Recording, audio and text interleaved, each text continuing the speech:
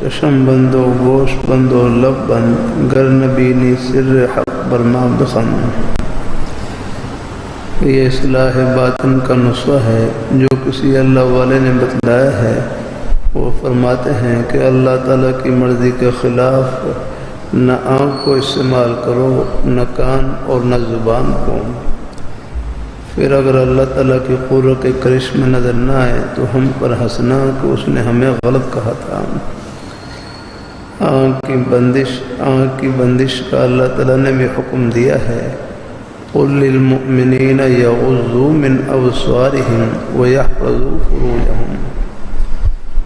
ترجمہ: ایمان والوں سے کہہ دو کہ وہ اپنی نگاہیں نیچی رکھا کریں اور اپنی شرمگاہوں کو بھی محفوظ رکھیں. آگے عورتوں کو بھی حکم دیتے ہیں وَقُلْ لِلْمُؤْمِنَاتِ يَغْضُضْنَ مِنْ أَبْصَارِهِنَّ وَيَحْفَظْنَ فُرُوجَهُنَّ. ترجمہ: اور ایمان والیوں سے کہہ دیں کہ اپنی نگاہیں نیچی رکھیں اور اپنی عصمت کی حفاظت کریں. آنکھ کی برائی تک پہنچاتی ہے، یہی بدکاری کا موجب بنتی ہے.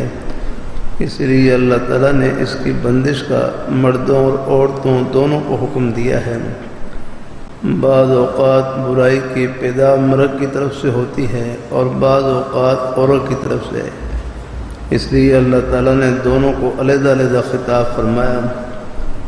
حضور صلی اللہ علیہ وسلم زانی مرد اور عورتوں کو جہنم میں جلتے ہوئے دیکھ کر آئے ہیں.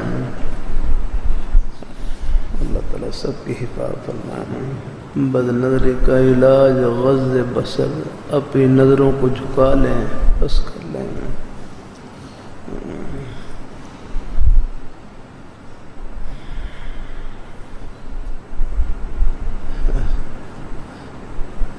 شاہ عبد القادر رائے پیر رحمۃ اللہ علیہ ہر کی خدمت میں ایک نوجوان کو لایا گیا.